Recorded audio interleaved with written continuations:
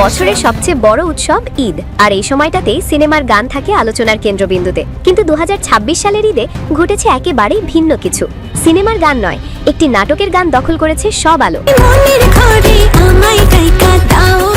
আগুন, এই একটি গানই এখন সবার মুখে মুখে। ঈদের বিশেষ নাটক গোলাপি থেকে আসা এই গান মুক্তির পর থেকেই সোশ্যাল মিডিয়ায় ঝড় তুলেছে। এইটা সেবনে আপনি সিংহের মতো গর্জায় উঠবেন। কেন এত জনপ্রিয় হলো আগুন? সিনেম্যাটিক ভিডিও, প্রেমময় কথা, আকর্ষণীয় সুর, চোখ ধাঁধানো পারফরমেন্স, সব মিলিয়ে দর্শকদের মন জয় করে নিয়েছে এই গান।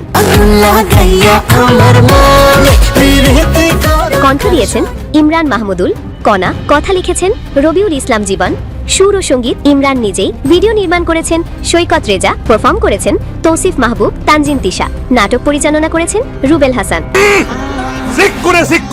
আশেপাশের লোকজন যাই না যাবে এই সাফল্যে নিজেও অবাক ইমরান। তিনি বলেন, গানটাকে হিট করার পরিকল্পনা ছিল না, কিন্তু দর্শক যেভাবে গ্রহণ করেছে তা সত্যিই অবাক করার মতো। প্রযোজক এসকে শাহেদ আলী পাপ্পু বলেন, ভালো কন্টেন্ট থাকলে মাধ্যম কোনো বাধা নয়, দর্শক এখন প্ল্যাটফর্ম নয়, ভালো কাজ খোঁজে।